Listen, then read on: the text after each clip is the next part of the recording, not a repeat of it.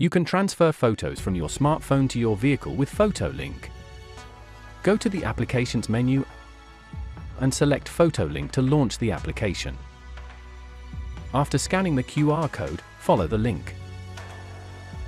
Select a photo from your smartphone's photo album and transfer it to your vehicle. The original photo will be sent to the vehicle without loss of quality and saved in your gallery.